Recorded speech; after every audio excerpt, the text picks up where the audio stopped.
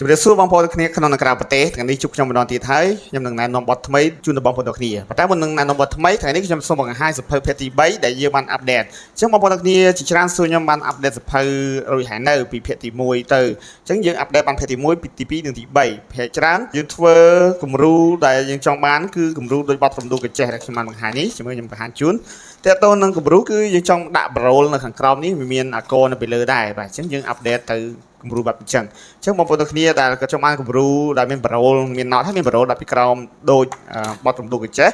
បងប្អូនគ្នាអាចមើលសៀវភៅភាគទី3នេះបាននេះគឺជាចំណងជើងបងប្អូនគ្នាអាចជើងមួយចំណងជើងខ្ញុំដាក់នៅខាងលើមានបទពិរោះមែនទែនទាក់ទងនឹងភាគទី3នេះមានចំនួន42បទហើយមាន ABC ដូចគ្នាផងដែរបទរំដួលកញ្ចេះនៅទំព័រលេខ20បងប្អូនគ្នាបើកទំព័រលេខ20បងប្អូនគ្នានឹងបានឃើញបទរំដួលកញ្ចេះអូខេឥឡូវខ្ញុំសូមបង្ហាញត្រួសបទនេះគឺយើងសរសេរតាម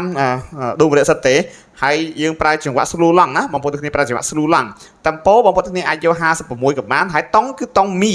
តើតើនឹងតង់មីគឺវាមានខ្មៅចំនួន4បាទមានខ្មៅហ្វាមានខ្មៅសុលមានខ្មៅដូហើយនឹងមានខ្មៅរេបាទអញ្ចឹងតើតើនឹងរេមានកន្លែងខ្លះទៀតមានខ្លះខ្ពស់បងប្អូនគ្នាអាចឆែកមើលអញ្ចឹងតើតើនឹងតង់មីគឺមានខ្មៅចំនួន4បងប្អូនគ្នាត្រូវដឹងហើយបទនេះផងដែរកន្លែងខ្លះក៏មានខ្មៅកន្លែងខ្លះក៏អត់មានខ្មៅដែរណាបងប្អូនគ្នាត្រូវចាំផងដែរអូខេកុំឲ្យខាតពេលយូរអញ្ចឹងតើតើនឹងអាំងត្រូគឺប្រាប់ថាប្រើសំឡេង bell ដល់សំឡេងទីងទីងហ្នឹង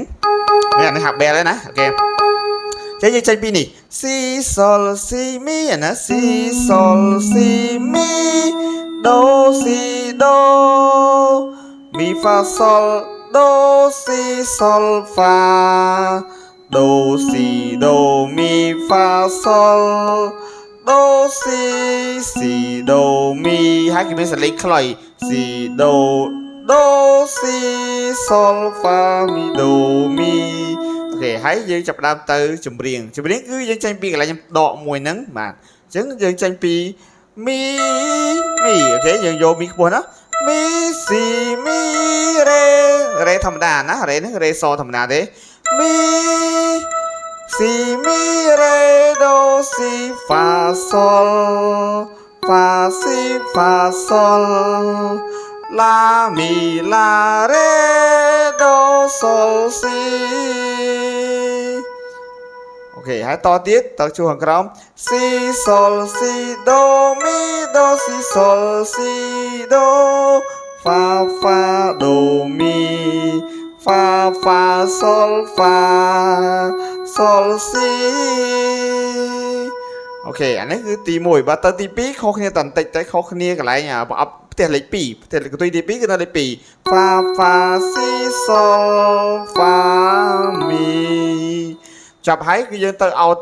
ផ្ទៃទន្លេគឺកន្លែងបន្ទោណាកន្លែងបន្ទោខ្ញុំដាក់ជាសំឡេងខ្លុយមកដាក់ខ្លុយអោតផ្ទៃទន្លេគឺយើងចេញពី C ទៀមណា mi fa sol si mi re do mi do si sol mi sol si do mi do si do do sol do mi do fa sol fa mi sol mi do mi si បន្ទាប់មកយើងទៅ